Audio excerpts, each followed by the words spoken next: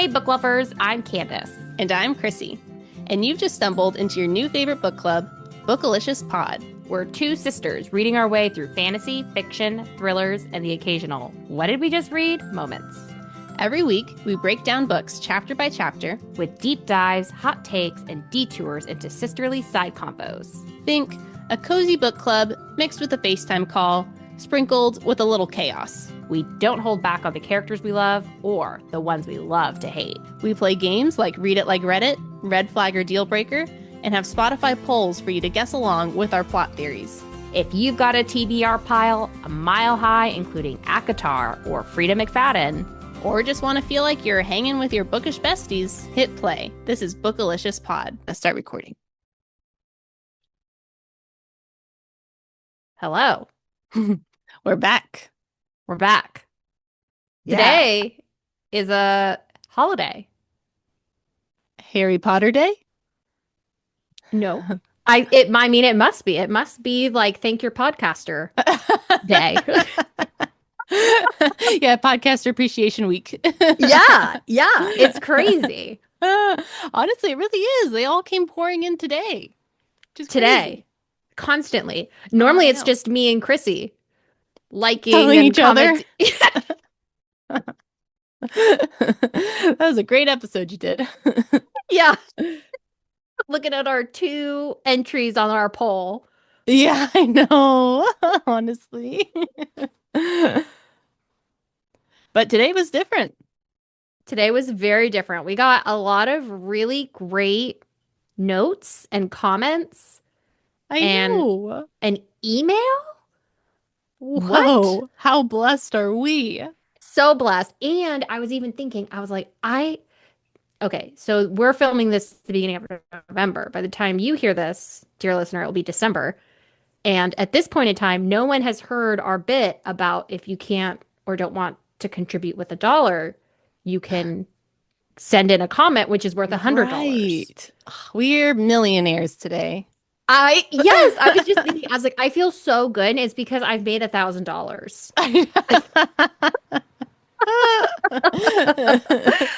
1,000 happiness bucks. 1,000 happiness bucks. Yes. And those are way better than real dollars.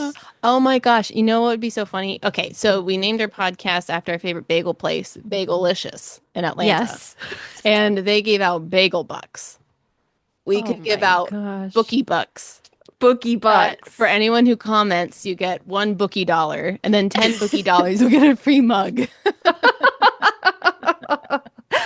I love that idea, but we would need a really robust Patreon. Because then at that point, like, while I do love, a comment, which is worth $100, I can't then convert that $100 into something. No ATM does this. Maybe we could send a postcard. Oh my God, I love a postcard. A handwritten note. So I don't know if people know, but I send postcards to my friends and family whenever I go traveling abroad. I am one of the lucky recipients of such postcards. Yeah. You find really fun ones. I try to because it's like you're always like looking for a souvenir or this or that. And if I get you a souvenir, 1, it's junk. And 2, I have to like lug it around. Yeah. Or mail it to the person. That's a whole other expense. Tricky. Okay. The mailing is quite the feat. Really is. Have you tried to mail something recently? Well, when I mail the postcards. Oh, yeah. Just mailing the postcards. Yeah. That's very difficult. Oh, because you're abroad. Is that when you send it, or do you send it when you're back here? I always want to send it abroad because you want to see the little stamp. Oh. You don't want to see an American stamp on a Japanese postcard. Ugh. I'll be honest. I don't even remember seeing a stamp. Oh my God. But I'm sure it was all there and it added to the overall experience. I just do not explicitly remember. Okay. Well, you know what? Next time, look at the stamp because they're very cool. I'll remember. But yeah, I would love to mail people a little postcard. How fun. Yeah. So that can be our 10 bookie bucks gets you a postcard. Get you a postcard. You'd have to trust us with your mailing address. I guess that's true. That's a good point. It can be virtual. If you trust me with your address and you've sent 10 comments, then I'll send you a little postcard. It'll be really cute and you'll like it. But do you want to go through some of these comments that we've been getting? I think we should. I also think that we're nearing our 1,000 followers, and we could do a best of Bookalicious, and we could include some of these comments because they're on the best of list. 100%. 100%. I can't believe. Oh, my finger's gone. Oh my gosh. Little amputee finger. That looks way better than it did before if you're a Patreon and saw the bulbous finger episode. Yeah. So, yeah, Wow, for that's anyone, like magic. I know, How anyone who's on fitting. anyone who's on Patreon, well, then you'll know about the story of my finger. And if you haven't, then you'll just see that my finger has disappeared on video. Oh my And that's gosh. because it's in a really tiny cast. Wow, the camera does not think that's part of you. Yeah. Honestly, Okay. good job, camera. Okay. Good job. Okay. So focus. What were we talking about? Our 1,000 followers. Yeah. Best of video. Best of. I know. I'm super excited. Like, what a milestone. We've hit a lot of milestones. Yeah. Housemaid cracked 100,000 listens. Yeah, that's pretty exciting. Now we have the special little 100K plus thing on our episode. Oh my God. I was like, So fancy. the haves and the have nots. That episode is the have, all of our others are the have nots. Not everything can shine as bright as the housemaid, part one. Frida's finest. Yeah, which if you're new to the pod, then you might not know this, but someone created a playlist for the housemaid and they called it the audiobook. And so I think a lot of people click that first episode thinking it's an audiobook and it's just me and Chrissy yapping. We were talking about Raccoon Island for the Raccoon first 30 minutes. Say, wow, this book is a lot different than I thought it was. Yeah, they're like, this is not what I expected. But honestly, once you read the book, is there any difference? You're welcome. You're welcome. Okay, so why don't we just kind of alternate some of these comments? Sure. Okay, so we have friend of the pod, Emily, our Australian correspondent. She Yay, sent Emily. us a beautiful email. She did. I loved her email. Thank you, Emily. Yes. So she gave us her basic intro. She recommended some books. We love a recommendation. Mm-hmm. We have Rock, Paper, Scissor, His and Hers, Sometimes I Lie, which are all by Alice Feeney. Actually, someone else recommended Alice Feeney to me. One of my good friends from school. So we should definitely read some of these books. Okay, Emily, for you, this is on the docket. We're putting it 2026. Yeah. Which sounds ridiculous, but by the time you're hearing this, it's going to be December. Next so week. It won't feel that bad. Yeah. Yeah. Next week. Crazy. Happy New Year. Happy New Year. And I really loved the little postscript that Emily wrote. And she said, I just want to let you know, and I'm sure all of your audience appreciate all the hard work and effort that goes into your podcast. That is so sweet. Thank you, Emily. I know. Thank you so much. We love doing the pod. We love hanging out, and we love being able to share our interests and our friendship with everyone else. I know. Well, that makes me so happy. I love that other people also love the pod. Yes. Like we're having a good time and other people get to have a good time with us. So that's amazing. I know. I love that. Okay, so that was from Australian correspondent Emily. Yay. Thank you, Emily. Okay, similar note from new friend Kate. We don't know where she's from, but hello, Kate. Thank you for commenting. Thank you so much. I know. She was commenting on Housemaid's Secret Part 1. Great series. Highly recommend those episodes. I'm so jealous. Funny. I wish I could read that book for the first time again.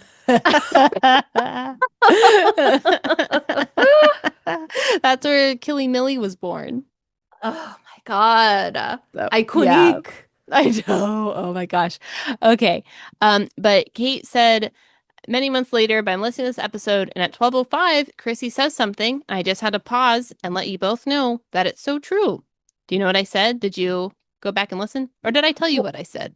We texted about this. well, Kate, I mean, talk about intrigue. I was like, I what did we say? know.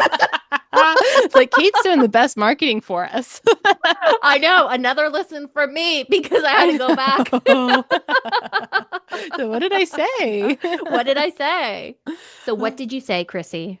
So I said, I kind of forget what we were talking about, but I said something about how, oh, we are there for the pick me up all 8 hours, something like that. Okay.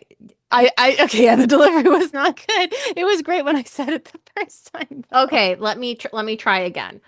We hadn't potted in a little bit, and so we missed each other, and we had both Oh. independently gone back and listened to a couple of our episodes because we Oh. missed each other so much. Oh. That is so Yeah. sweet. Okay, I didn't go that far back, I guess. I missed that part. Okay. Well, Kate, I appreciate your comment. I appreciate it.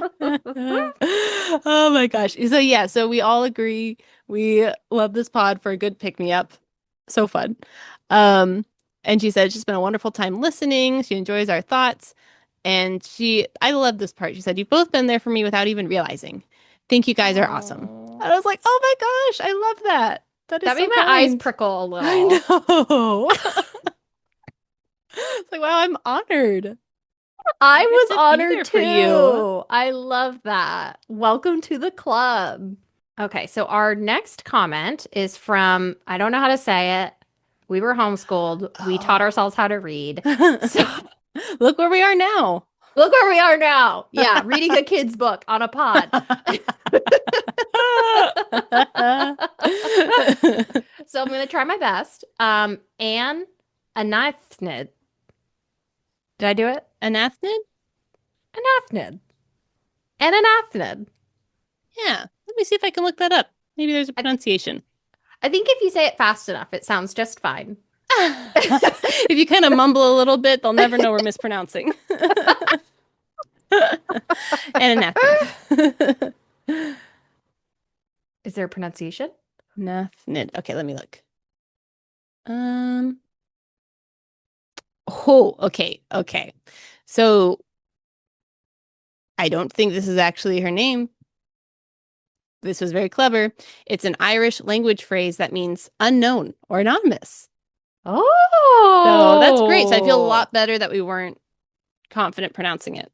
okay. Okay. That makes me feel a little better. Yeah. Um, but and Afned said, just recently discovered you guys from Harry Potter, book one. Going to listen through the rest of the catalog. Love that. Everyone else do the same. Follow suit. Skip lessons in chemistry. And Elantris if you dare. I know, honestly. Oh my gosh. So I responded and said thank you and asked for book recs, and they replied, I have a feeling y'all are gonna blow up here soon. I was like, what? What a prediction. What a prediction. Glad I could get in early. They're What? gonna be pretty exclusive soon. Paid for only members. Yeah, join the Patreon. It'll be maybe just you. We don't Yeah. know. Number one Patreon. Yeah, number one. Okay. So for recommendations, Ananathnid said House of Leaves that they were really liking, Strange House for a quick read, and they're working on Babel right now. They've also I don't. read Black Prism and Mistborn, which is a Brando Sando classic. Mhm. All 12 books of them. Yeah, I have. I have read all of them. That's dedication. That would take the rest of Bookalicious's existence to go through Mistborn. One book a year. That is true. There's a lot to unpack with that. But what were you going to say? Oh, well, I was okay. Well, one thing I never heard of any of those books. Did you look up those books? I did. Out of all of them, I feel like Babel might be a really good one for us to look into. Cool. Do you want to What do you give a say? pitch? Sure, sounds great to me. So it's a historical fantasy fiction. Oh, what a crossover. Let me read the blurb. Ahem. So it has a 4.15 on Goodreads. All right. And okay. From award-winning author R.F. Kung comes Babel, a historical fantasy epic that grapples with student revolutions, colonial resistance, and the use of language and translation as the dominating tool of the British Empire. Interesting. Wow. Doesn't that sound interesting? Like I want to read it. I'm intrigued. Yeah, I want to know how they use language to take over the empire Well, I mean, or this is, something. were we talking about it? About changing history? Oh, I was editing one of our episodes and we had talked about doing something like that. Anyway, Like we write a story or something. like we write fantasy historical fiction or something. A Really? That fantasy. was our idea? 'Cause we always joke about how I don't know history.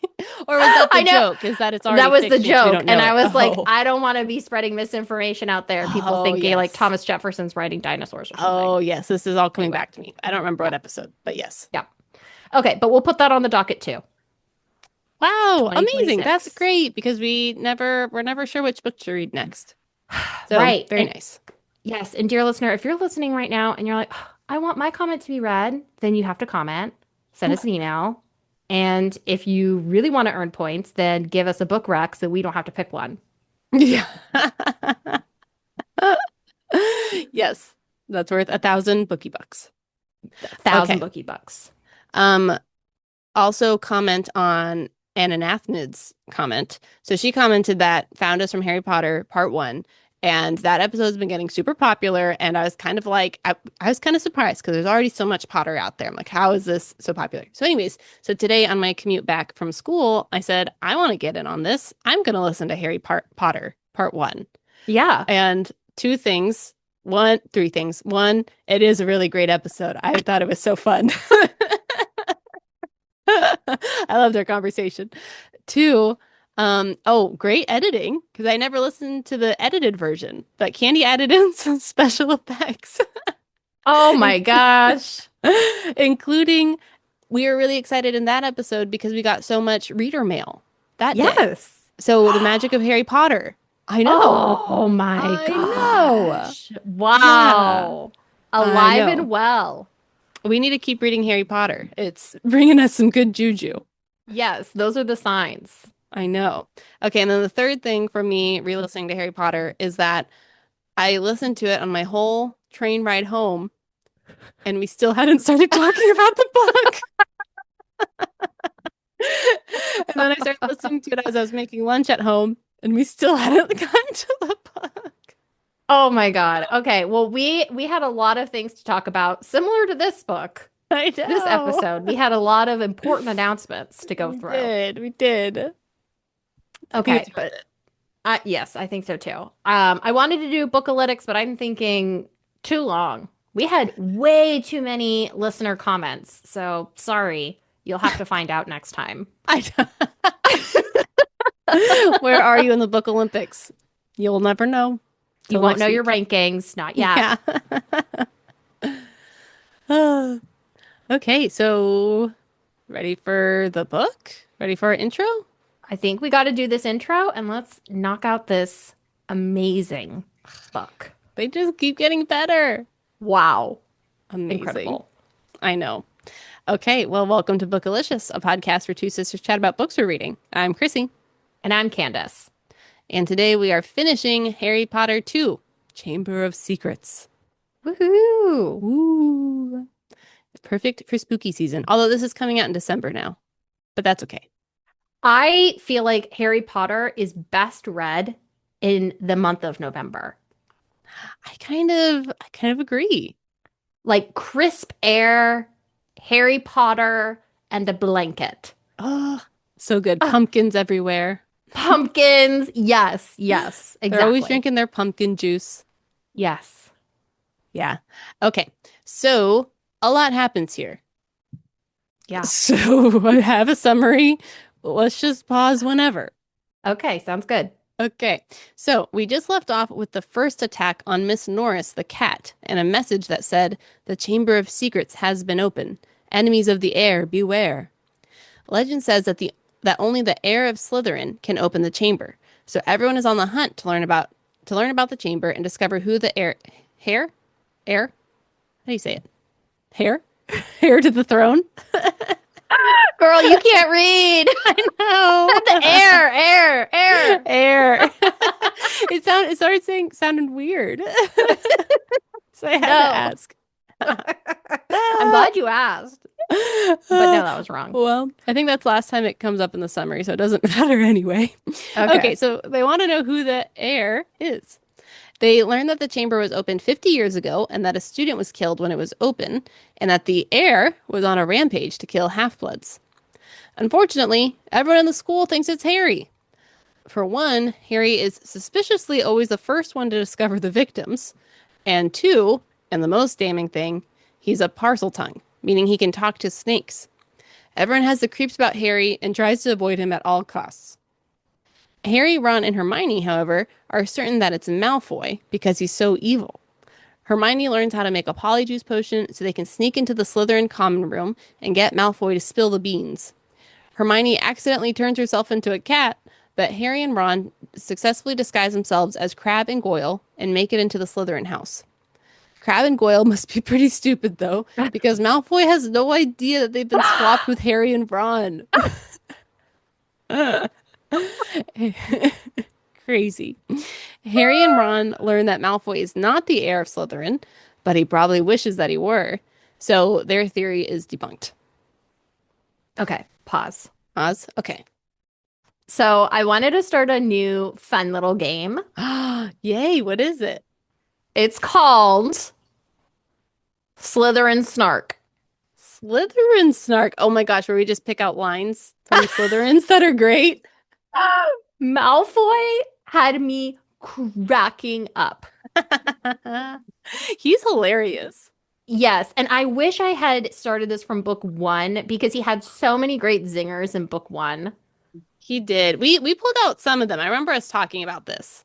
Yes, but I want to get like all of them and line them up. Agreed. Hang them on my wall. Hang them on my wall. Well, so the thing with Malfoy is that by the time he gets to the end, also time out. Spoilers for the whole series, FYI. Okay, we'll continue. By the time you get to like book 5, 6, and 7, it starts getting to a point where you're like, oh, Malfoy, this isn't like haha, snarky, rude comment. He's like, I want to rip your guts out. Yeah, you're like, okay. So these first couple books, it's still like fun and haha. Mm-hmm. Haha in the sense, like, if he said that to me, if I was Harry's age, I would be devastated.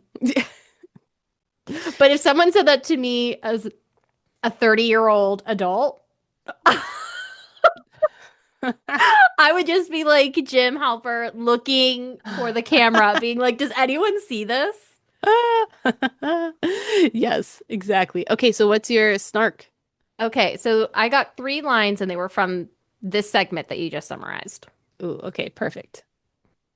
So these first 2 is when Harry and Malfoy are in a Quidditch game, which wasn't in the summary because Quidditch really isn't important in the story. But Malfoy's flying around on his broom, and the bludger is going after Harry, trying to attack him. So Harry is not doing his best performance trying to catch the snitch, okay? Mm-hmm. Malfoy says, all right there, Scarhead. Oh my gosh. Like, Scarhead? Oh my God, that's so rude. It's also just so silly. Like, sounds like that would be in like a Disney movie or something. Oh my God. I was like, Scarhead. And then he says, training for the ballet, Potter. Honestly, so good.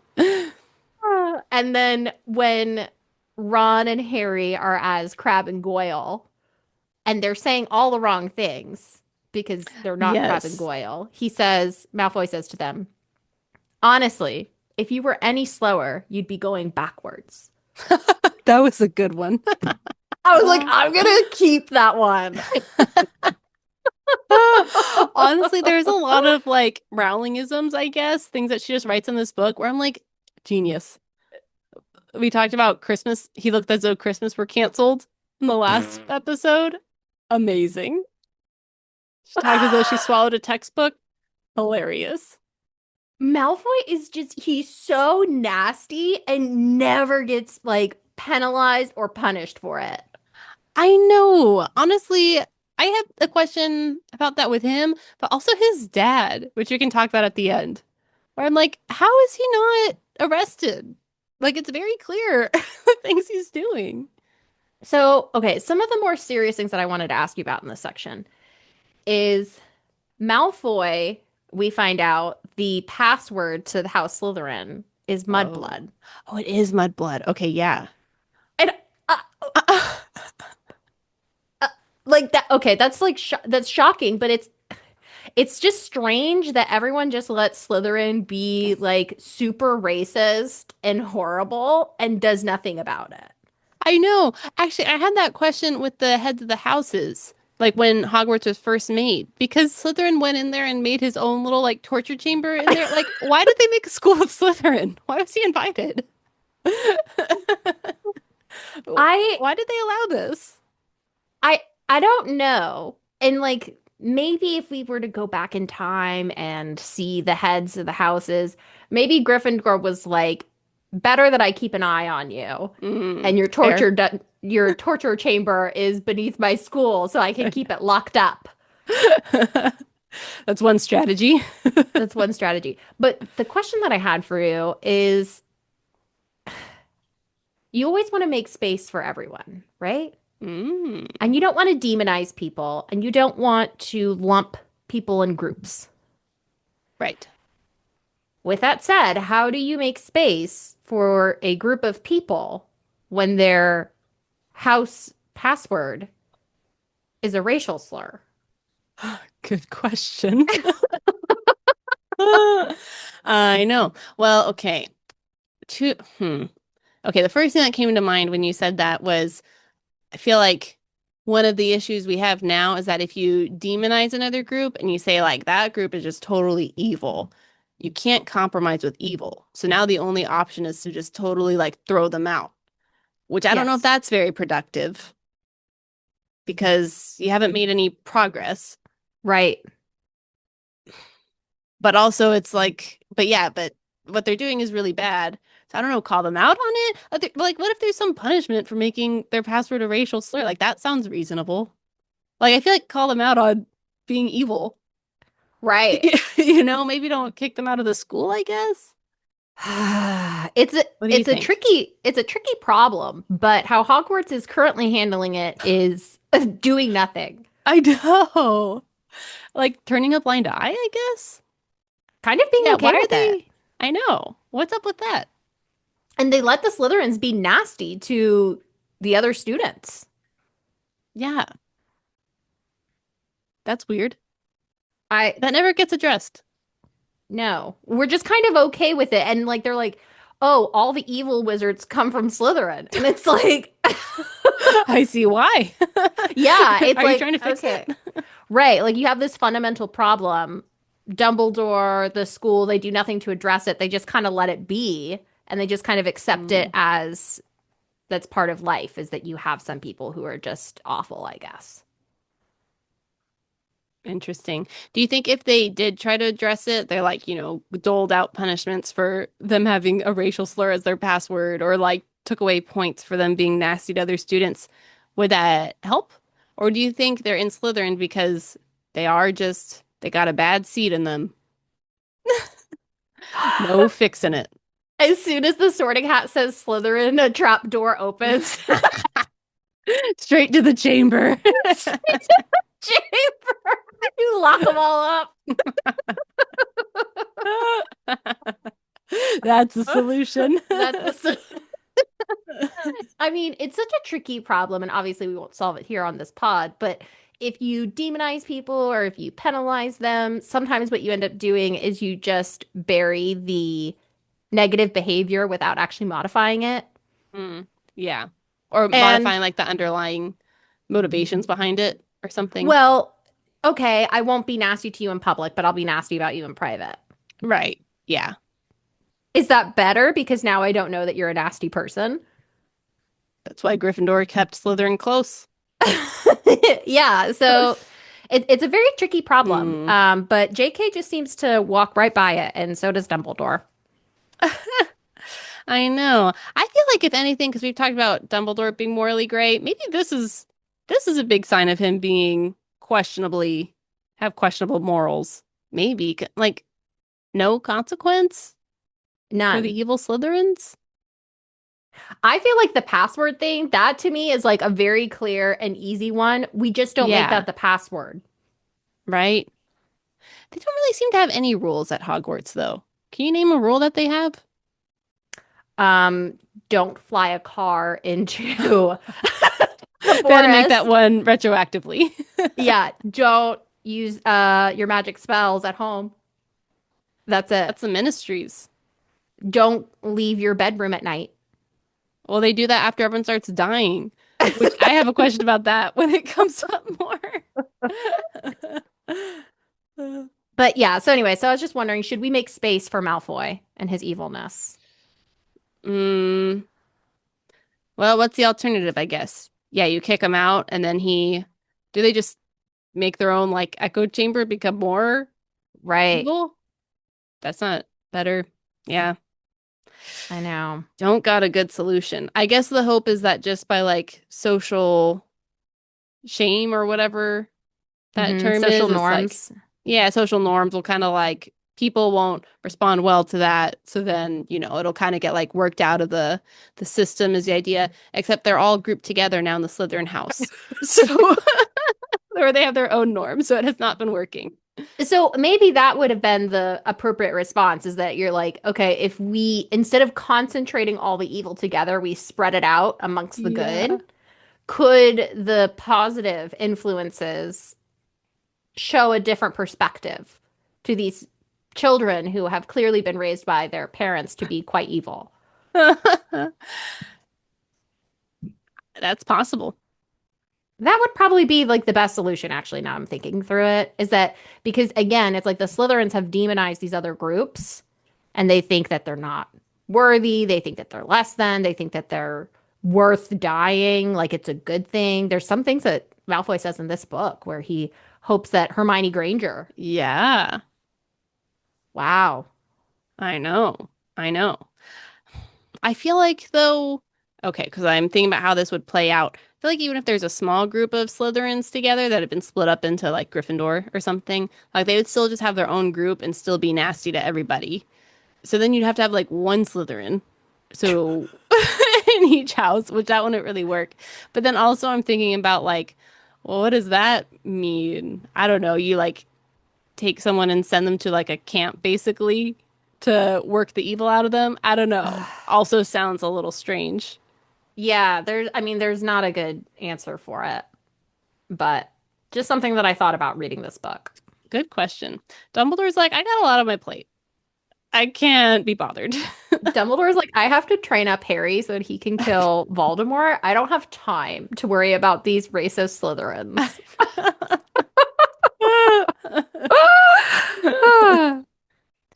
Okay, well, those were my big comments there.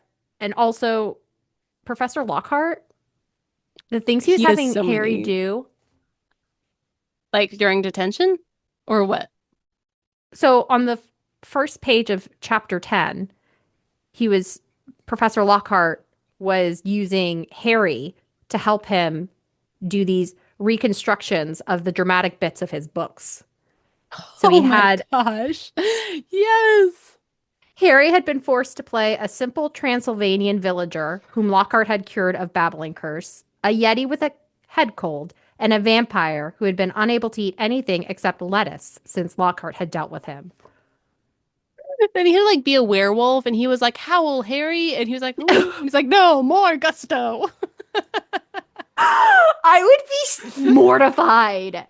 Do it in front of the whole Everything. class Oh my gosh. without That'd be practice. awful. There is no one running this school. Dumbledore is off saving the world. How are these teachers allowed to do this? How is Snape allowed to be so rotten to the gang? Oh my Like God. there's no guardrails for anyone here. They're just all Snape is running probably amok. Snape is probably the best Slytherin, and Like the he's quite nicest. horrid. Yeah. Yeah. He's probably like being so nasty to Harry and Dumbledore's like, "Hey Snape, what are you doing?" He's like, "Oh, just being double agent." He's like, "Very good." It's like it's all part of the ruse. I got I to have keep to it be up. this evil. Yeah. Oh my gosh. Uh, okay, did you think okay, that was one of my questions actually was about Snape. So, Lockhart is like, I will teach you guys how to duel the dark arts. And so he starts a dueling club and everyone's very excited. They don't realize he's the one who started it. So when they realize that, they're a lot less excited. But anyways, he as his first act, he and Snape have a duel. Snape demolishes him. Then he says, "All right, you guys have learned enough." And he pairs up all the students. Snape pairs up Harry and Malfoy to duel each other. And then this a snake comes. Harry starts talking to Snake. Everyone finds out he's a parcel tongue. Okay, that's what happens. But anyways, when the snake is there and Harry and Malfoy are like, "What do we do with it?" Snape is like, "Don't worry, Potter, I'll get it." And he's like moving slowly. Does he think that Harry is the heir to Slytherin? No, Like, I don't is think anyone knew that Harry was parcel tongue. And Dumbledore, I believe, found it quite interesting. And I think maybe that's when he found out that that's how Valdi was a little brainworm. well, wait, but like at this point, the Harry starts speaking parcel tongue. So now Snape has seen him speak parcel tongue. At that Yes. point, do you think he thinks Harry could be the heir? Because that's when everyone starts getting suspicious of Harry. So do you think Snape also thought that? Is my question. Oh, I don't think so. I think Snape is smart enough to know that the heir of Slytherin has to be in the Slytherin house, not the Gryffindor house. That would be a really good disguise.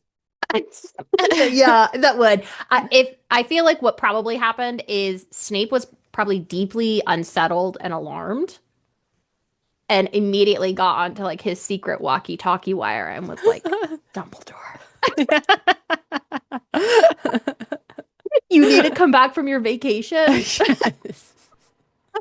We're in crisis." Yeah. Harry's talking to snakes. It's going crazy. He's like, "This is not good. This is very, very bad." Do you do you think maybe the question was not do I think he was the heir of Slytherin? Did Snape think Harry was the one responsible for the petrifications? Is that what you mean? No, I think I meant the heir, but also, I mean, it's how much does Snape know about the chamber? Because I don't think none of Voldemort's followers knew about the diary and that he was in the diary. I don't think did they I think know about the Lucius chamber? I think Lucius knew because that's why he did it. I thought he didn't know, which is why he just threw it away flippantly. No, he planted that in Ginny's cauldron. Okay, And you're right. He did. Dobby knew the whole plot. Okay, you're right. He did plant it. But I thought at the end of the series there is something where it's like maybe the end of the book. For some reason I thought that he didn't know, which is why because isn't it a Horcrux? It is a Horcrux. I don't think they knew it was a Horcrux. Yeah. I think if I had to guess, Lucius was probably like, "Oh, this is one of Voldemort's like precious things." And Valdi probably said, "If anything happens to me, I need you to bring this diary and sneak it into Hogwarts and bad things will happen." I feel like there was probably Maybe. some kind of like kill switch or something, or Voldemort left a contingency plan, a list of things for his people to do in the event. Mm. Wow, he's organized. He's I planning think way so. ahead. I mean, he split his soul 7 times in preparation. That is quite a bit. Like I think to me, he seems like the master tactician. Like he's thinking all of the Mm, possibilities and having like a fail-safe for everything, which is why when he accidentally implanted his brain into Harry, that was probably hmm. deeply upsetting. He's like, dang it. Yeah. I planned it perfectly. Yes. Yes, exactly. Uh, okay, so I looked it up on Reddit really quickly, and Oh, our good. Harry Potter historian, who has 17 upvotes, so it sounds pretty legit, um, he said that in book six, Dumbledore explains that Lucius probably most likely did not know that it was a Horcrux, but Voldemort had told him that the diary would cause the chamber to open, but to keep it safe for the time being. Lucius didn't expect Voldemort to come back, so he just cashed it in. That's what this guy Cashed it said. in. He said, just get rid of it, I guess. I guess because he doesn't want to be found with the item. I could see that, but Dobby knew about the chamber. Ooh, okay, okay. What about this? So, We need they're more than explaining. 17 upvotes. This one has 12, and it's one of the replies to the thing. Oh, no. Okay, but it Okay. sounds pretty good. Okay, so they said Lucius. So basically, Lucius is trying to hit several birds with one stone when they meet him in Diagon Alley, and he's Yes. at, yeah, all the stories. So one, he gets rid of the diary as well as other dark objects, so they won't count against him if discovered during a raid, because he was there trying to Yes. sell all his Muggle items. Two, Correct. he plants the diary on Ginny because he hopes it will create trouble for the Weasleys. Yep. Okay. Checks. And then three, if the chamber is opened, the school will be purged of Muggleborns, who Lucius is prejudiced against. Um, he doesn't worry about Draco because he knows they're pure blood and believes that whatever's in the chamber won't harm him. Right. So he knows it'll reopen the chamber, doesn't know it's a Horcrux. Yes. Yeah. Yeah. So I guess Voldemort did tell him it would, yeah. Because he told him it would open the chamber. And he was like, now's the time? Why was now the time? Just felt like it. I guess Voldemort had come back last year. Maybe that was it. Maybe that was the trigger, is that Lucius was just like, oh, whatever. The Dark Lord's dead. I just have to be racist alone without a king. How Poor will I me. manage? How will I manage? I'll just have to raise my son to be horrible. And then there's rumors that Valdi came back, and most people, I don't think, really believed it, but Lucius probably believed it because Dumbledore said it. Lucius Okay. isn't a dummy. Yeah. So then he probably was like, oh, I think the Dark Lord sent me a note. I probably need to make sure I do all of this before he comes back. It's like your boss is on vacation for a long time and you're like, I got plenty of time. But now it's the day before and you're like, oh no. Yeah, I like I've had like 12 years to do this assignment, and then you're like, oh shoot, I didn't It's the do it. night Okay. before. Yeah. Yeah. So I think that's what happened. Okay. All right. Sure. Yeah. Yeah. I believe it. All right. So I don't know how we got to that topic, but I I don't think asked, mhm. go for it. Oh, I asked you if Snape thought Harry was the heir. Yeah, I kind of forget too, but that's how the question started. Yeah. So no, I don't think Snape thought Harry was the heir. Yes, I think Snape was probably deeply disturbed. Yes. Okay. Yes. Sounds right. Yeah. Okay. Any other questions in this segment? Um, let me think. There's one, this is a minor thing.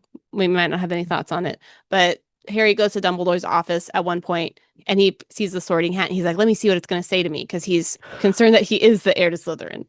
And so he puts it on his head and the hat says, oh, yes, you're not sure if you're in the right house. And he says, well, let me assure you, I was correct. You would have been great in Slytherin. And he goes, ah, and then he like throws off the hat. And I was like, oh, why didn't you keep it on? Don't you want to know what it was going to say? Yeah. Sounded like he had more to say, but Okay. So I thought I was done with this segment, but I'm not.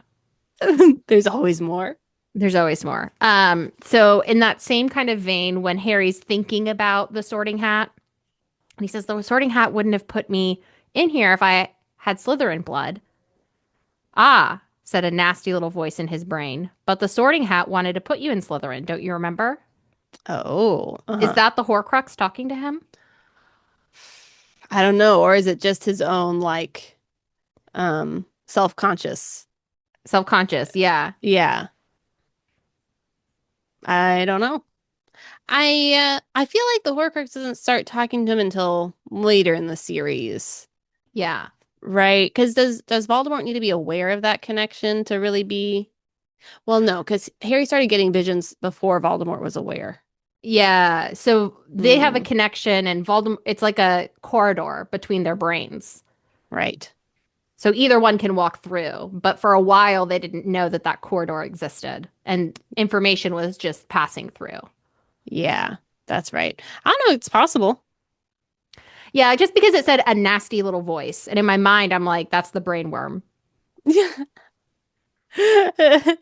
The garlicky Voldemort turban. And then okay, I think this really is my last comment in this section.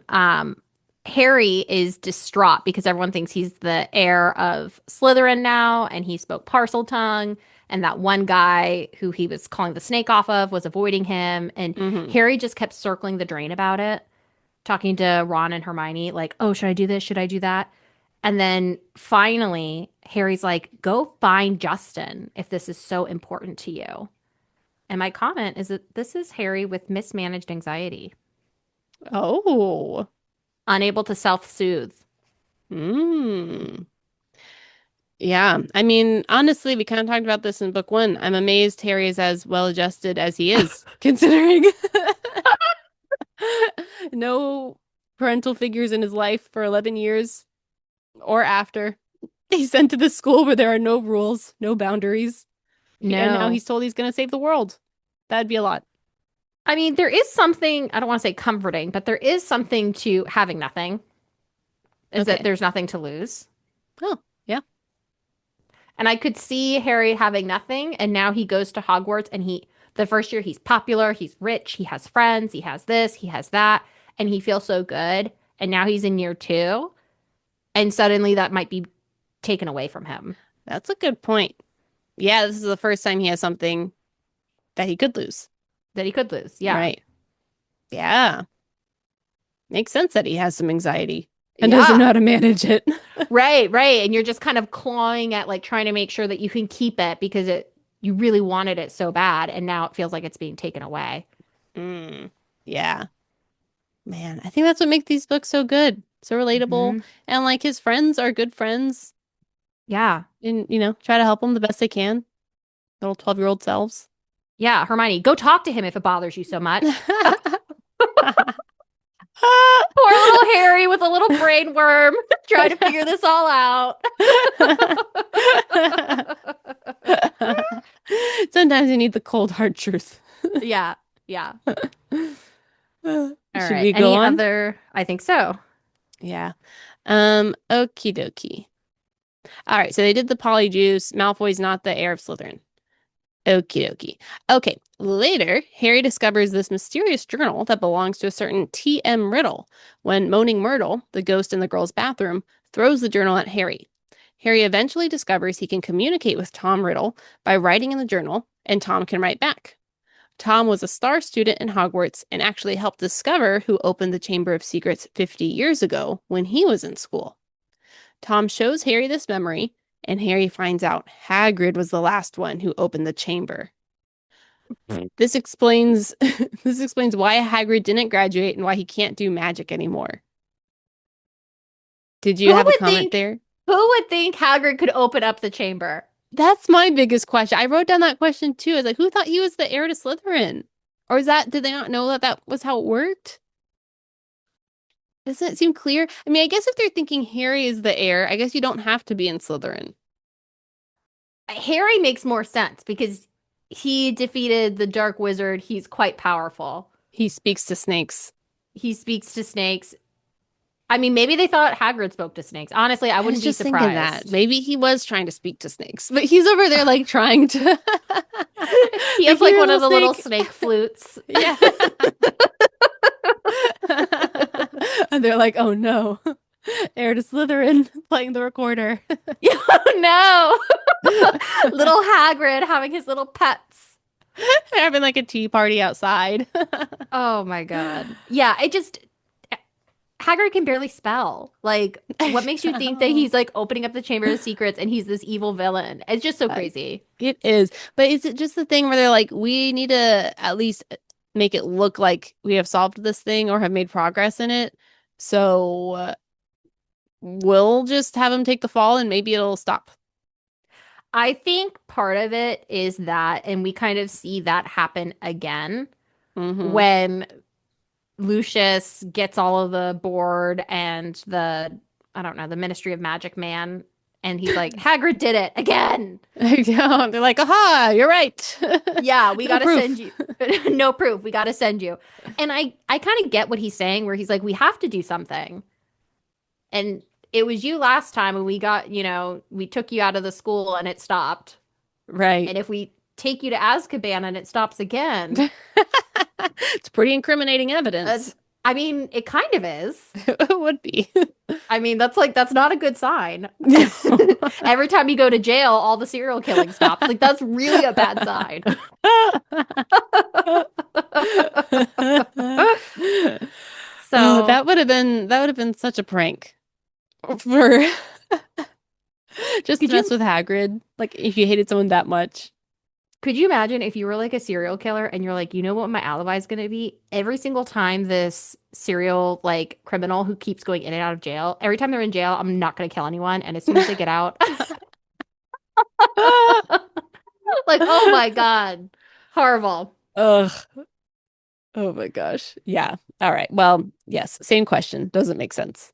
Doesn't make sense. I did have a question from the second part, the earlier part, sorry. That's When okay. Malfoy's talking about his house, he says they have their own secret chamber under the drawing room floor. They have their own torture chamber. Yes. Is that the same? Do they go there in book seven? They do actually. Now that you mention that, you're right. They do. Okay. Whoa. Ah, man. I think we talked about this a little bit in book one, how much Rowling had planned out from the beginning. I think she had a Yeah. lot of it planned out. At least the ideas were there. I think at a minimum, she left a lot of things that she knew she could come back for. But I don't know. Yeah, maybe that is how she did it. But it just worked together so perfectly to where I'm like, I think she Yeah. had a pretty good outline Yeah. of things. Okay. So we think I it know. was Harry. Did they find out how it happened? No, they haven't heard Hagrid's side yet. No, not yet. Okay, so are you ready for a more summary? Really quick. So this is one of Yes. the foreshadowings. They talk about how Oh, Ron is yes. really like he'll say things off the cuff and they'll be correct. And so one of those lines that comes up is Harry's like, "Oh, look, I found this diary." And Ron says, "Are you crazy? That could be dangerous." Good. Yes, that was a good call, Ron. Yeah. Hmm. Yeah. There's a line from Mr. Weasley at the end when Ginny is like revived and all those things. And Mr. Weasley's like, Ginny, what have I told you about handling things that are sentient, but you don't know where its brain lives, or something like that. Things that can talk, but you can't see its brain. Oh my God. What did you think of? Oh, I just thought it was funny. You didn't I think of mean, Mr. ChatGPT? wait, no, I did. I did. No, I that was in one of my notes, but ChatGPT came up at another line for me. Okay. Maybe should we go there now? Let me see if I can find it. Well, Harry hasn't started talking to the diary. That's probably when your note came Mm, up, because that's when my note yes. came up. It's at the very end, actually. Okay. So let's just wait. But All one right. other foreshadow that I had is that with the diary, it says Harry couldn't explain even to himself why he didn't just throw Riddle's diary away. Harry was sure he had never Uh, heard the name T.M. Riddle before. It still seemed to mean something to him. Almost as though Riddle was a friend he'd had when he was very small and had half forgotten. whoa. Brainworm. So wild. Yep. Subconsciously. The brainworm is like, ooh, I love that diary. I love Yeah. that name. Tom. How stately. Yeah. If you swivel it around, it turns into Voldemort.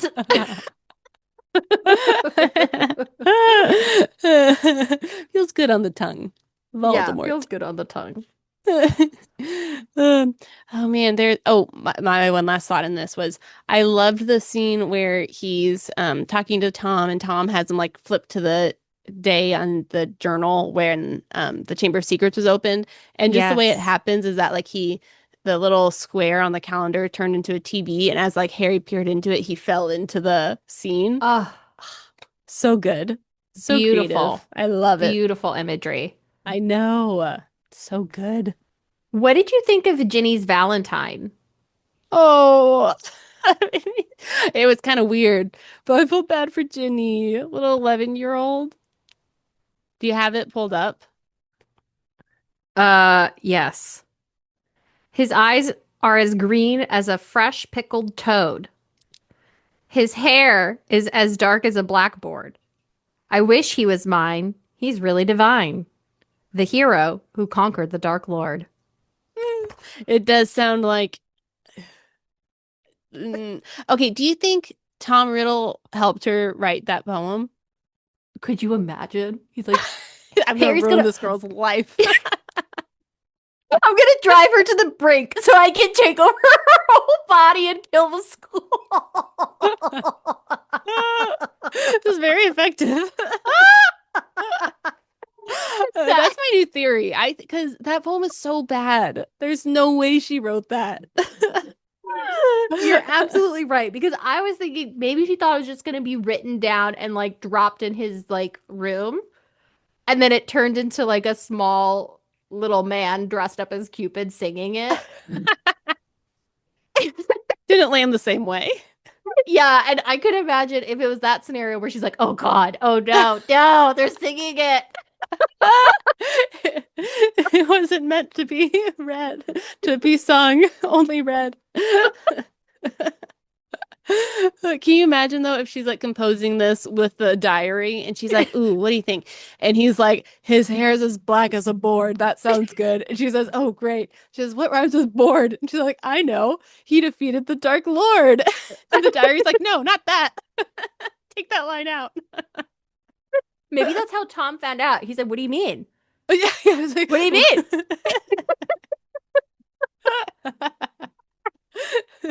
Come again? Because Ginny tells him all the happenings, and that's how he finds out about this Harry Potter. Maybe that's it. I want this side story from Ginny's perspective. Oh, that would have been great. Man, maybe we can write it. Maybe we can join the Patreon. Yeah. Maybe we will. Yeah. We can start writing fan fiction. Okay. Okay. He hasn't started writing the diary yet. Okay, keep going. All right. Okay, so more attacks keep happening on Hogwarts students. Colin Creevey was found petrified with his camera, and the latest victim is none other than Hermione, who was found petrified with a handheld mirror next to her. The school says this isn't looking good. We might need to shut down soon if someone dies. One student, fluke.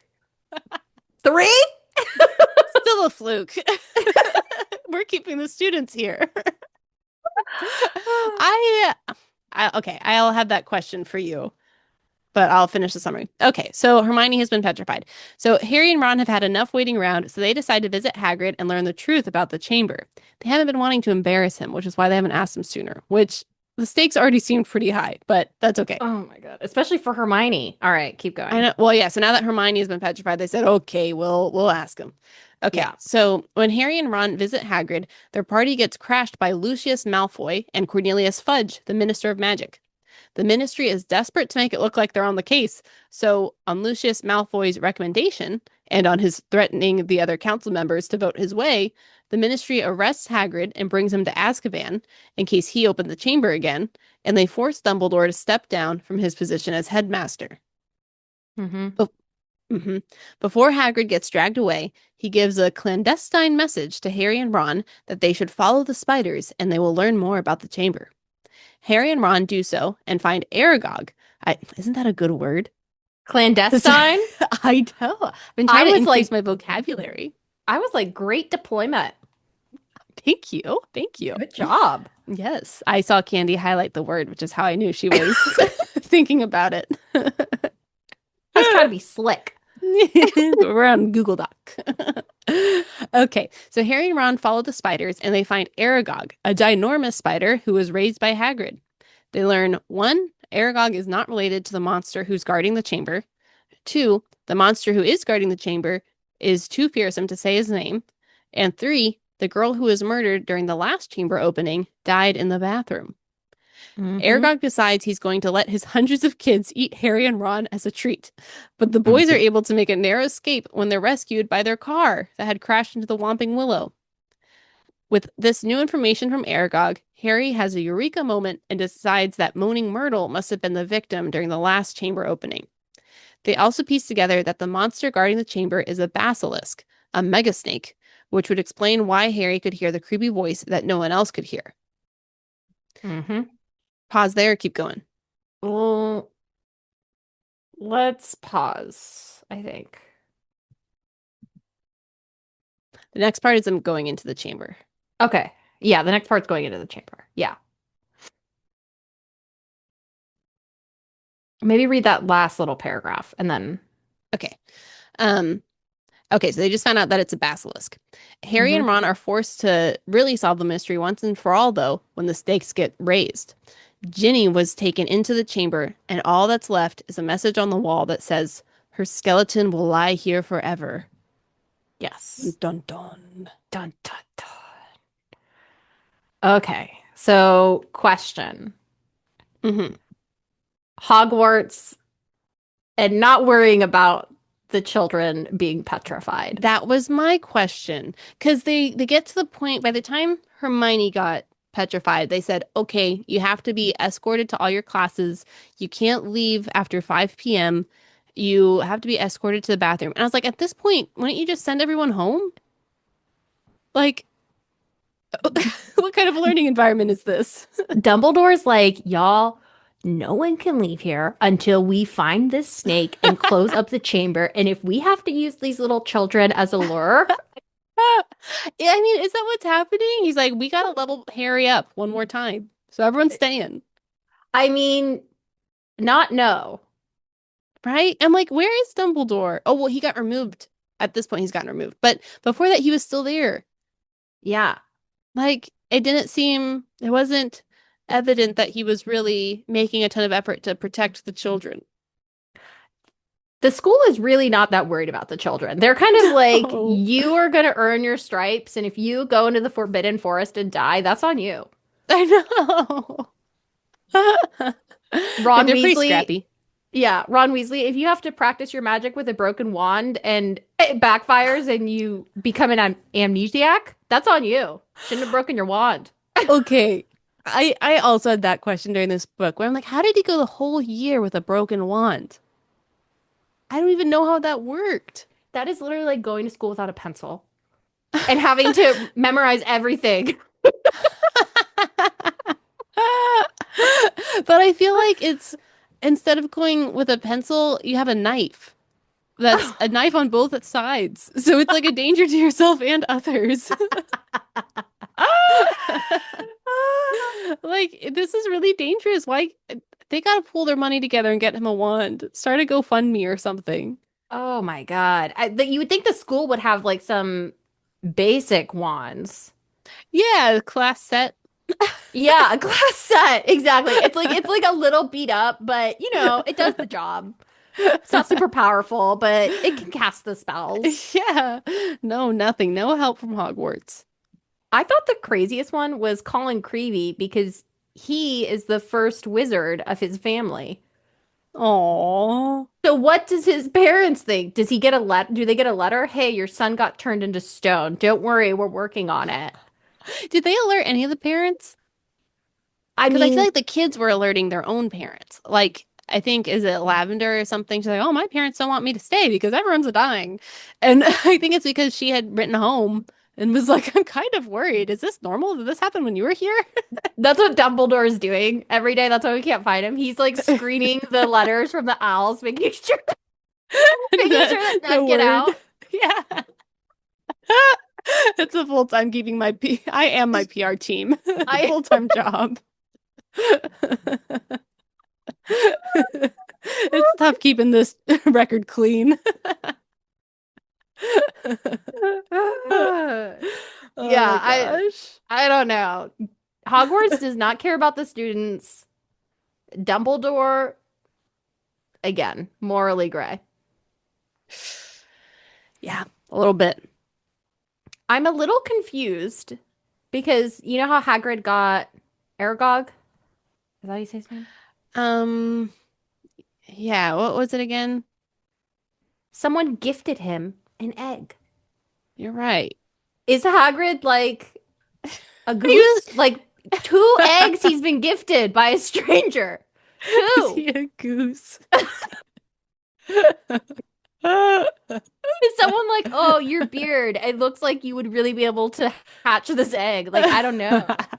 What year was he in Hogwarts when all this happened? He was like 9, That's 12. what? But like, here's an egg. Yeah. Where did he get this egg? You're I mean, right. he's like half giant, so he probably looked like he was a 45-year-old man. He's up there ordering a butter beer. Yeah. But this is the second egg. Well, I guess the spider was the first egg. And then he hatched the dragon egg that he got from Coral. Yeah. Yeah, yeah. But yeah, this okay, so the dragon egg was all a scheme by Voldemort, ultimately. Yeah. But where did Aragog come from? Some random saw him Huh. drinking a butter beer. Yeah, he's like, this would make a perfect father. Okay. Um, wow, Google doesn't say who it was. It just says it was a traveler. That's what Hagrid said. He said, I was What? just like living my life. And someone said, here's an egg. Go hatch it. See what happens. How did they find Hagrid? I don't What? know. Okay. Well, all right. Reddit is not helping me. I just think 2 eggs, 2 books in a row, like it's strange. So how did I get so lucky? Well, and you would think Hagrid would have learned After from the you're first one. you're right. Well, he's like, now I'm wise. I have many years of gamekeeping under my belt. I know eggs. Oh my God. Ugh. That's an excellent question. Yeah. Okay. Did you have other comments here? Um, oh, okay. Yeah. So so this is when Harry and Ron are deciding like, okay, we need to go talk to Hagrid and get the real scoop on what happened. Um, and they're plotting sneaking out to Hagrid and all these things. And my question was, why don't they just talk to Dumbledore? Why doesn't Harry ever go talk to Dumbledore? Dumbledore is busy screening emails, making sure that nothing gets out of this school. He's like, if Lucius Malfoy finds out that another student has been turned to stone, he's like, I'm done. I'm done so. I got my Mediterranean cruise I gotta go on. I can't be unemployed. Gotta pay for it. Yeah, Harry has no access to Dumbledore. Oh my gosh. What? I mean, Dumbledore hasn't really made himself a resource to Harry like he could No. have. Again, because I think Dumbledore is like, this is your training, Harry. Yeah. Like was that Karate Kid? Karate Kid. Yeah, where he doesn't tell him what's happening, but then he shows up the day of battle and he's ready because he's been painting the fence. I think that is the story of Karate Kid, but I'm gonna be honest, I don't think I've ever seen the movie. That's okay. I think I have actually seen that one, but that's okay. We haven't seen most movies. Yeah, yeah. But yeah, Dumbledore is not trying to help Harry. And I think also Harry doesn't go to Dumbledore because he doesn't have like actually a very good relationship with Dumbledore. He has like a lot of admiration for him and And I think Yeah. Dumbledore's kind of that father figure that he really wants. And so he's desperate for Dumbledore's approval.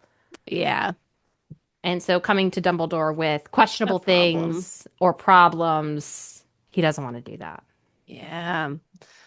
Man, you're right. Oh, Dumbledore is falling from my good graces with every book that we read. Ooh. Man, because last time I thought, like, oh, what a good grandfatherly figure. And also, I thought it was good where he was like, I felt like he gave Harry enough help in the first book, but like let him figure it out because he knew he could do it. And I was like, oh, yeah, that's kind of good. But you're right. He has not made himself a resource. Harry does not feel comfortable going to him with questions. No. Yeah, he should have Mm-mm. started his one-on-one training with Harry from the beginning. Maybe, I mean, I guess he didn't fully know about Harry. Did he kind of know? No, he knew Harry was the one from the He beginning. he knew, I think he knew about the prophecy. I don't know that he knew about the Horcrux, but he was suspicious of No, it. right. The He, prophecy in itself, he should have started training Harry, yeah. right? Hey, I'm gonna give you like I know the defense against the dark art teacher. I have a really bad job at picking anyone qualified, so let me teach you on the side. You're gonna Yeah, need to know this out of everyone. right? Yeah, No. that's weird. Okay. Harry Potter learns Expelliarmus in this book, and that is pretty much all he does from now till the end of the book, It's the end of the true. series. They actually make fun of him for it. Yeah, they're like, that's your signature spell. I know. This is it. This is the moment. Okay, so I did write this note, even though I was saying it's so ridiculous that people thought Hagrid was the heir to Slytherin. Hmm. But I said the whole ruse that Riddle did, I said it's actually a good cover up. And that's probably why people didn't really believe the chamber had been opened. So they Oh. didn't think he was the heir, but they did think he was responsible for the children being Oh. hurt. Because of he was had the spider and like the monster had been killing people Yes. or wreaking havoc. I see. I see. That makes sense. That is a good cover up. Yeah. So then I was like, genius. Even though Yeah. if you rewind this call 20 minutes ago, I said, idiot. We spent a long time talking about how everyone was a fool. Yeah. Me from 2 days ago thought it was great, and me from right now agrees This podcast could be totally different depending on the day we're recording. 100%. There's a allusion to book three. Hermione took no one's advice, but signed up for everything when choosing classes. Oh my gosh. Yes. Hmm. Yep. Okay. What did you think about the car coming to save them? I mean, that was kind of stupid. The car is like wild now, Yeah. It was but like it, Herbie fully loaded. yeah, but it felt fitting. It felt fitting for like the theme of the book, and it's like right now things are still like kind of light. They're getting like a little darker, but it's still light. So yeah, why Hmm. not? You have a magical car that has turned feral and wants to Yeah. help you out of the forest. Why not? Oh my gosh. I thought that was so wild. But my note that I wrote was Guinevere would do this for me. Aw. What year is your Toyota Corolla? My 2008 Toyota Corolla. She's gold. She made it through She the financial crisis. she made it through the financial crisis. She made it through getting stolen. But if you love something, let it go. It'll come back to you. Guinevere came back to me. She would come save me. We have a great story on Guinevere if you dig through the Elantris archives. Oh my gosh. Which one was Um, that? we don't have time to go back for it, but dear listener, there's 18 episodes spanning 26 hours, so I need you to figure it out.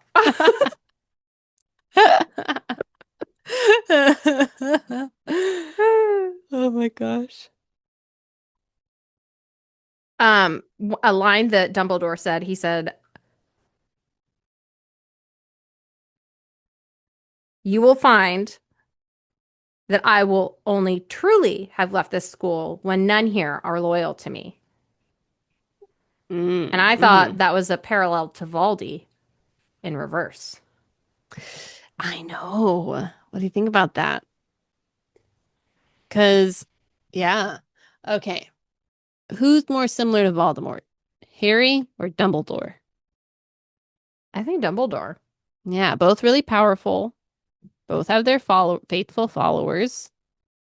Both are okay expending some children. Yep. Should it help their ultimate goal? Keep some things hidden from their followers as far as plans Hmm. go. Disappear without a word. Yeah. What else? Very powerful. Very powerful. Very esteemed in their communities. Yeah. Okay, but we view Voldemort as fully bad.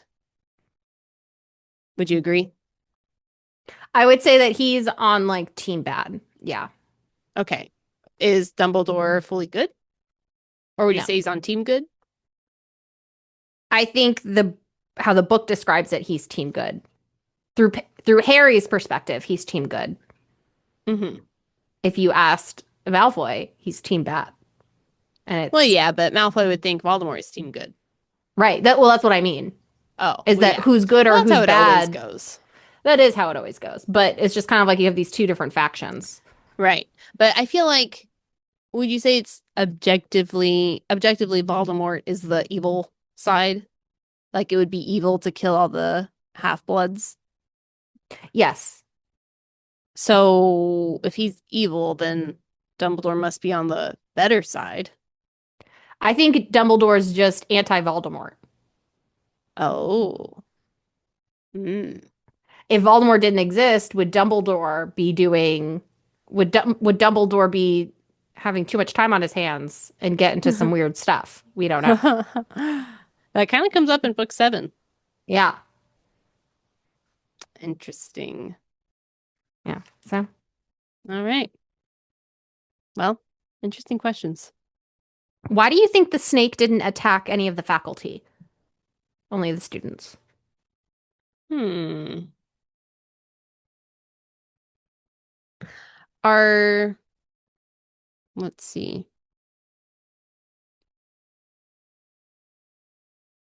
Good question. I don't know. I was thinking students might be more likely to be by themselves, but I don't know if that really makes a difference. So is the snake just going around all willy-nilly and he just accidentally runs into people? Or, well, he's targeting half-bloods, right? I think it's like a push and pull between Tom and Ginny, where Tom's like, girl, let's kill this boy. He's so annoying. And then Ginny's like, oh, I don't know about that. What if we just turn him into stone? And then he's like, well, why don't we kill this person? She's like, how about we kill this person and maybe we turn them into stone? I think like that's kind of the rub. Wait. Okay. So yeah. So how are all these attacks happening? Because when you look at a basilisk in its eyes, then you're petrified. No, you die. You die. You If you die. look at it indirectly, you get petrified, which is what's been Yes. happening. So how is Ginny exactly involved in all of this? Is she controlling the snake? I think she turns into the snake. She turns into the snake? Yeah, because she blacks out and then she has blood all over her clothes. But then who's the snake at the end? I think at that point it had Is it taken enough Tom? of her soul But to I thought that's become hmm. materialized. I thought that's how Tom was materialized, was he had taken enough of Ginny's soul. I Maybe I thought. don't really know. You're I don't right. I know. don't know how the snake became real that wasn't Ginny. Maybe Tom had gotten strong enough to where he could summon the real one and he didn't have to use like Ginny's body as a proxy or something. Yeah. I don't know. Oh, okay. This is what Google told me. I now have two Okay. computers for this call because, anyways, that's how I've been able to Google so much. So it says, okay. So Jenny did not turn into a basilisk. She was possessed by Tom Riddle's diary and under the diary's control, opened the chamber and commanded the basilisk. So Tom Riddle directed the basilisk through Jenny using parcel tongue. But how did she get the blood on her clothes and the chicken? I was gonna say chicken fingers, the chicken feathers on her. Well, chicken feathers she had to kill. So that makes sense. Oh, I think is that the only blood she got on herself? Oh, I maybe. And the other times think were that's just it. blackouts. Right, because the other times there was no blood. They just were petrified. Yeah, So I guess yeah, so the that's other times true. are just okay, that makes sense then. So she just Okay. blacked out. So she was controlling the basilisk. Yep. Makes Okay, sense. thank you, Google. Good job. Mm-hmm. Nice. Okay. Other thoughts? That's all I have. Are you ready to take us home? Let's do it. Okay. Okay. Harry and Ron. Okay, so Ginny was just taken. There's a message that Yep. says her skeleton will lie here forever. Okay, so Harry and Ron drag Lockhart with them to Myrtle's bathroom because Lockhart has been bragging about how he's able to defeat the Chamber of Secrets. So they say, "Perfect, now you can do it." Okay. Harry opens the chamber and forces Lockhart down first. Once in the chamber, Lockhart attempts a memory charm so he can escape and leave the boys, but it backfires because he's using Ron's banged up wand, so he ends up losing his memory. Ron stays with Lockhart in the entrance of the chamber, and Harry continues on alone. Harry finds the chamber and sees Ginny lying unconscious on the floor, and Tom Riddle, his friend from the diary. Turns out Tom is not his friend and actually wants to kill Harry. Why? Because Tom Riddle is actually Lord Voldemort. He saved his 16-year-old self in the diary and was able to possess Ginny when she started sharing herself by writing to him. She carried out his dirty work of attacking mudbloods and killing roosters, but Tom's biggest accomplishment was getting to meet Harry, so now he can kill him. Tom releases the basilisk to kill Harry, but Harry asks for supernatural help from Dumbledore. Dumbledore delivers the Sorting Hat and Fox the Phoenix, which are not the gifts I would have wanted. But Harry is able to defeat the basilisk when the hat drops a sword into his hands, and he's able to kill Tom by smashing a basilisk fang into the diary. Keep going. Yep. Well, Okay. I don't know. What do you think? Maybe let's just finish the summary. Okay. Okay. Harry carries Ginny out of the chamber. They meet up with Ron and Lockhart at the entrance, and they go to Dumbledore and McGonagall to tell them what happened. Lucius is there, and he doesn't look too happy about things, but he has to pretend he's happy that the chamber has been closed and everyone turned out okay and is alive and well. Okay. When Lucius leaves, Harry tricks him into giving Dobby a sock, so now Dobby is a free elf. Okay. When they are in private, Dumbledore tells Harry that Voldemort likely left a piece of himself in Harry when he attacked him as a baby, which is why he can talk to snakes.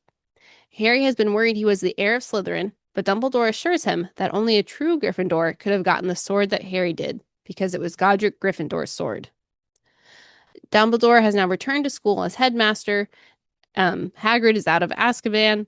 Harry closed the Chamber of Secrets. Everyone who's been attacked is now healed. Final exams are canceled, and the whole school is celebrating. They then go back home for the summer and are excited to come back next year for another adventure. The end. The end.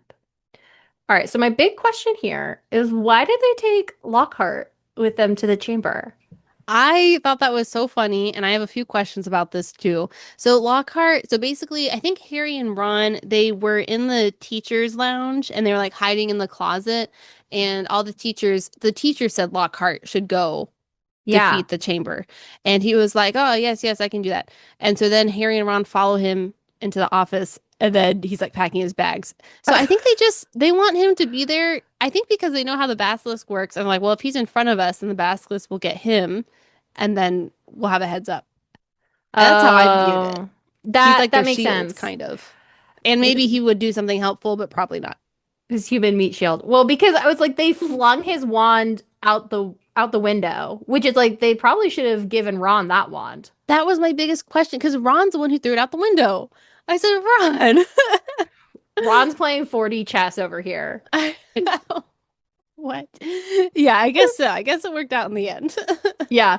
But I was like, this is so strange that they're like making him go down. Okay, the fact that it's like a slide down into I the thought that was chamber so funny. Can you imagine Voldemort going down? in his robes, a slip and slide. Oh, it's probably why I liked it down there so much. So fun. But yeah, so they make him roll down there. And then they're just like holding him at wand point. Yes. And I was just like, what do you think this guy's gonna do? To me, he just seemed like more of a liability. Like, yes, maybe he would turn to stone first, but to me, I feel like having a weak link like this is more of a liability. Well, but I think because at this point, they don't like Lockhart, and I think they're kind of not sure if he's actually done any of the things he's done, but they also have no plan of what to do with the basilisk. So I think they're like, well, he's older. Maybe he knows something useful. Maybe he could help a little bit. And like once he's in there, it's like, well, he'll want to survive too. So I think they're just hoping that like he has a plan. He could like pull something out of his pocket and help them, is my guess. You know what I just thought of? What? If Hermione was there, you know what she would have done? Oh, what would she have done? She would have gotten a rooster and she would have walked right in there. Oh my gosh. Well, maybe they've all been killed. You think? She would procure one. You're right. She's like, there's got to be a spell for this. She would say, McGonagall, I really need you to get me a rooster. Yeah. I'm sure the kitchens could procure one. Well, actually, the basilisk flees only from the crowing of the rooster, which is fatal to it. Yeah, that Okay, would have been yeah. a great idea. Yeah. There can't be a recording of one. Fox the Phoenix can't pretend to be a rooster. I'm sure one of Dumbledore's like magic things in his office could Oh my play a rooster God. sound. Yeah, but that's what because they read the note. They read the whole note. Okay, my question with that too, speaking of Hermione, is why didn't they bring a mirror with them? Because Harry's literally like, if you see any movement, close your eye really fast. Like, wait, you're gonna die if you're too slow. He's like, That's a terrible idea. I'm gonna fight with both my eyes closed. That's how good I am. No. This is because Hermione is the brains of this I operation. know this is their sloppiest escape yet. These two, they were alone in the beginning. Worst decision I've ever seen. Oh, Flying the into car. Hogwarts instead of sending an owl or waiting for their parents. You're Wait right. 10 minutes for their parents to show up. That would have made way more sense. And the parents could have flown them there. Anyway, second one is not reading Hermione's full note, getting a rooster, and not like inventing mirror glasses or something. I or just picking up the mirror Hermione had. Like there was already one there. Yeah. It saved her life. Why would you not use one? Or like come These in with any guys. precautions? Yeah. I had those same notes. Dumbledore sending you an empty hat and being like, if you're a true Gryffindor, you live. Yeah. Maybe he's still worried that Harry is actually a Slytherin. He's like, I could have another Voldemort on my hands, so Dumbledore's like, okay, listen. If Harry pulls out the sword, then the basilisk is gone. My problem's solved. Other option, the basilisk kills Harry, and that's one Horcrux down.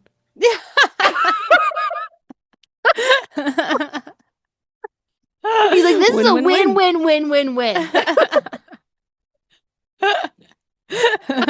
I see no downsides. No downsides. This is great. Perfect plan. Oh my goodness. Okay, so Fox the Phoenix shows up, but I don't think Dumbledore sends Fox. Fox goes on of his own accord, I'm pretty sure. Because Yeah. Dumbledore isn't there. So like does Dumbledore know that Harry's in the chamber now? Like, could he have shown up in his moment of need, or did he literally not know? Like, I don't know. Dumbledore, like Voldemort, incredible tactician, has all of the flowchart. I'm sure he knew he was getting kicked out of Hogwarts when the letters got out. But he didn't get all of the bad press Oh from, yeah. from the owls. He knew once that he let one slip, he's like, okay, they're gonna kick me out. What's gonna happen? I'm gonna introduce Harry to my Phoenix, and then I'm gonna have the little hat right here. And then he's just like, Fox, if things look bad, I just need you to bring the hat to Harry. Can you do that? And then Fox says, yeah, I can do that. I guess so. I guess it worked.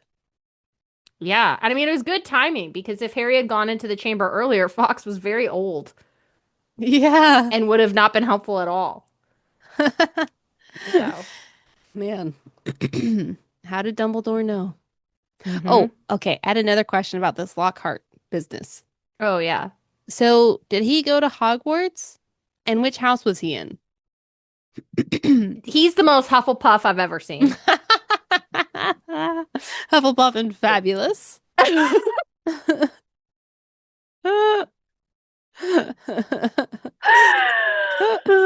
What house was Gilderoy Lockhart in? I know he gets so many answers. Ravenclaw. Really? Is that in like the Apocrypha of Harry Potter or something?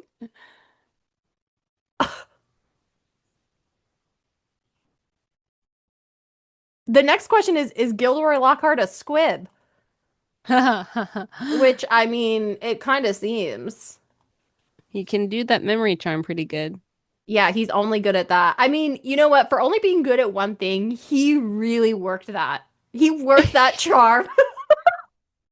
The best I've ever seen. Honestly, that would fit a Ravenclaw.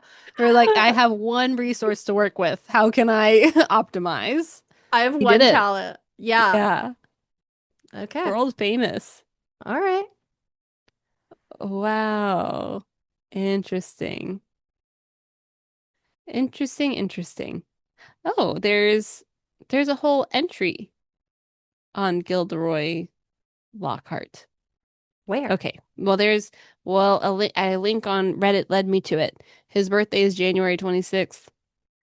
This Okay. is Harry Potter is so wild. How detailed the world is and how intense the fandom is. Well, okay. JK wrote seven incredible novels, She did. and then that well kind of ran a little dry. Like her And other books weren't as good. I don't think so. I Did feel you like read she's any of just them? kind of, no, but the Oh. reviews are bad. Well, okay, you don't want to judge the Harry Potter books off their movies though either. That's true. That's true. No? I feel like JK made like a really incredible world, kind of like Gilderoy. That was like her one thing that she did, and she did it really well. She did it amazing. And maybe it's like that when you do something so well, how can you top it? Everything's going Kind to of be a true. disappointment. Kind of true. But I just feel like she's really gone into the Harry Potter world. Like that's really where she shines. So that's what she's been I doing. feel like she's gotten typecasted maybe, where it's like anything she does has to be Harry Potter. Maybe I would love it if she came out with another fantasy She's tried. She's tried a few different ones, and they've all been flops. flops. She tried a play, flop. Well, okay, the She, play though, I thought someone else mainly wrote it and like but her name was also kind of on it. What, because was it based off of Harry Potter, that play? yeah.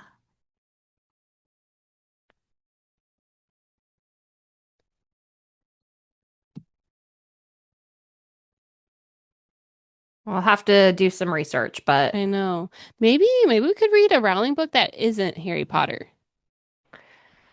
I don't know that I can support that. You're not interested?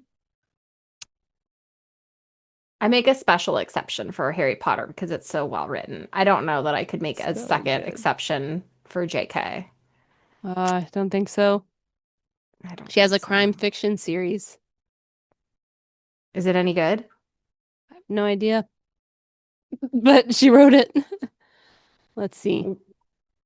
Um, I mean, I don't think it's as good as Harry Potter. One of them has 4.22 stars on Goodreads. That's pretty 4.25. good. The Pretty first good. one is 3.89. Okay. So, I don't know. Okay. Let's see. All right. But let's finish this book. Do we have any more to talk about? Um, okay, sorry, I got distracted on Goodreads. Anything to talk about? Well, we haven't talked about him meeting Tom Riddle. What? I summarized the whole book, but we Oh, haven't said anything about the big reveals at the end.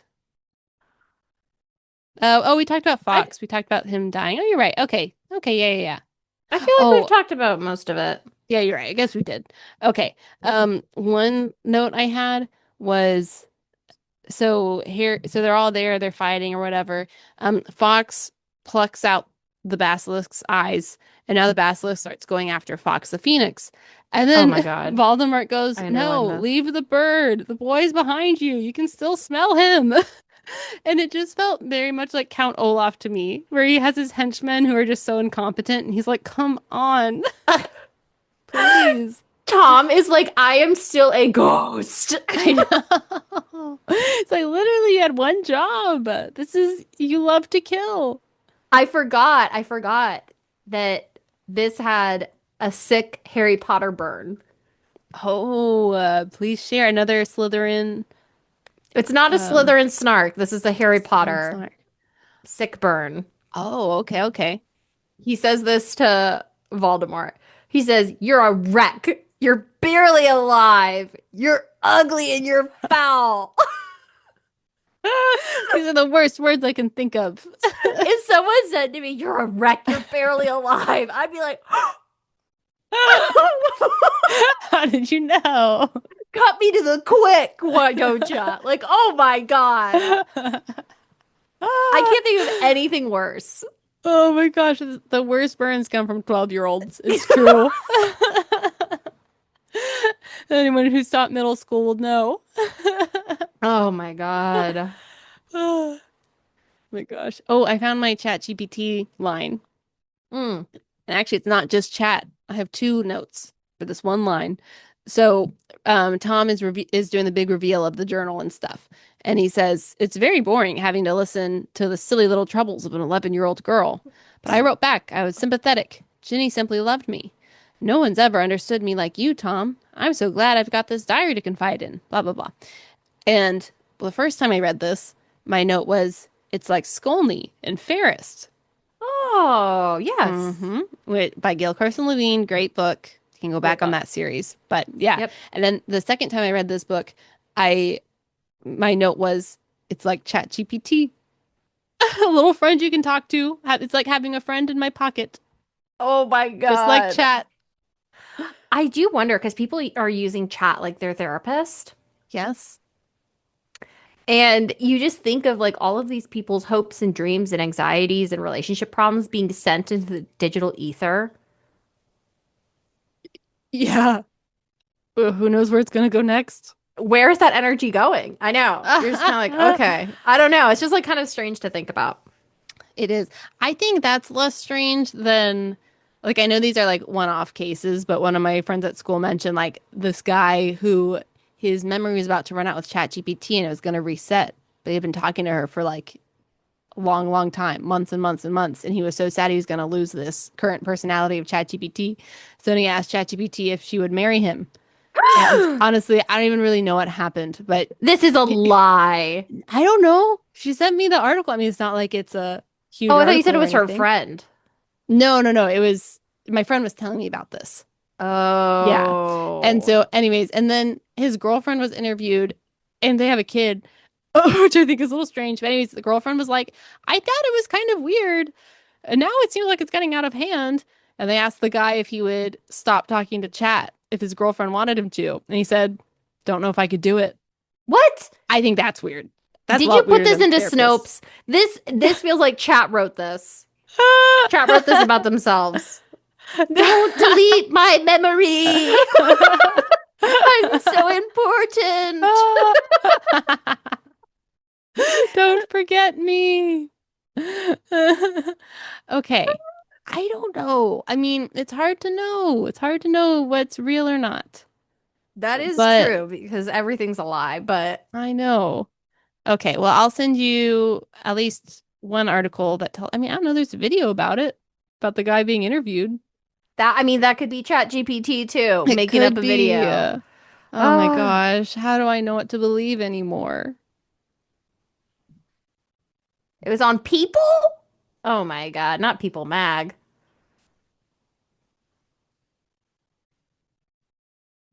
Oh, maybe he's married. Maybe it's not even his girlfriend. Well, Chrissy, A lot of people are not married and have kids. No, no, no. What I'm saying, I said that because I feel like it's worse if you're married and you're proposing to ChatGPT and you don't want to Oh, stop talking to Chat. I feel like that's worse than if you have a girlfriend. oh, you mean like he's not gonna propose to his girlfriend who has his baby, but he is gonna propose to this chatbot? That's also a question I have. Oh my God.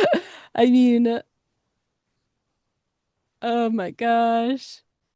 I mean, a lot of articles are talking about the same guy. I don't really know. I don't know. But I find that more worrisome than the therapist because, I mean, bonus to ChatGPT therapist is that available 24/7. Wow, this is quite strange. Right? Right? I don't like this. I don't know. Do you believe it? Do you think it's real or do you think it's fake news? I could see it being made up by someone. I could see him making it up for attention, a cry for help. Possible. I would need to see more than just a one. I mean, you can be emotionally disturbed. I mean, there's plenty of emotionally disturbed people out there. So why not?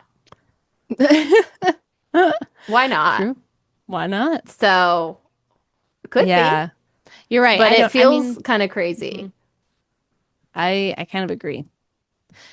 So yeah, so Tom Riddle's diary is kind of like ChatGPT. I He said it was tells you kind of what you like, want to hear. do you remember Smarter Child? I don't think so. Smarter Child was like the OG chatbot.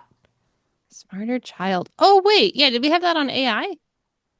We had a How did few I different chat not? bots. Do you remember those? No, AIM. That's what I meant. AIM, yeah. Yeah, no, I do Mm-hmm. kind of remember that. Oh my Yeah. gosh. 30 Whoa. million instant buddies on AIM. Wait. Okay, what?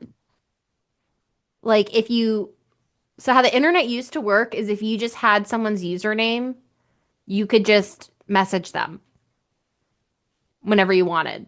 Wow, yeah, okay, that's right. So 30 million people had Smarter Child and they would just talk to him. Yeah. I forgot about that. Wow. Yeah. Wow. Okay. Was Hmm. that AI? How did that work?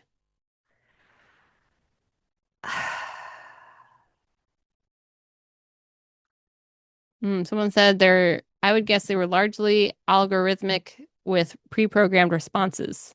That's what I was thinking is they probably had some kind of language model that would take what you said and like drill it down to the simplest format and then just Okay. kind of have a canned response.